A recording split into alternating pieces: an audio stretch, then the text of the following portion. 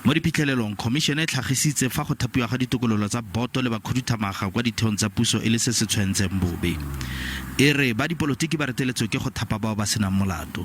Sekao kwa Denel ke Lane Brown yo e leng tona ya maloba ya dikgwebo tsa puso yo a thapileng moeledi yo a phimotseng mo lenaaneng la babueledi go nna monnastilo wa boto. E supile gape gore Denel Lefapha la Dikgwebo tsa Puso le CIPC ba tla tshwanela ke go tla ka tsamaiso e nepagetseng kgatlhanong le monnastilo Daniel Mantsha.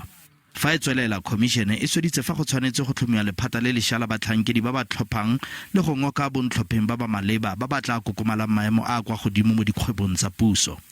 Re sa le 4 e re batlhankedi ba ba tlhomamisang molao ba tshwanetse go dira dipatlisiso tse di ka lebisang kwa go atlholeng ditokololo tsa boto ya Denel tse di thapilweng ka 2015. E le mo kgaratlhela kahiso yo e kileng a amega mo matlhabisa ditlhong a tse di neng di le ka ga dibetsa Terry Crawford Brown o ne a botsa fa go le botlhokwa gore Denel e tsosoloswe. It's a highly subsidized entity. It has gone from one corruption scandal to the next. It has a reputation from its arms corps parent of being both managerially incompetent and irredeemably corrupt. That is the culture within Denel. Khabagare mokgatlho wa kitlano ya badiri o nang le badiredi ba 107 ba Denel ba tshoseditse ka go dira kopo tetla ya tsheko le go tsweletsa dikgato tseo fa bothati ba molao bo ka retelelwa ke go tsaya kgato.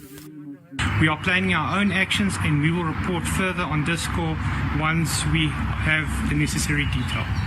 Pegelo e supile gape gore puso e tshwanetse ke go dira molao yo o lebaneng le badiredi puso ba ba dirisang dithoto tsa puso ka bonweenwee.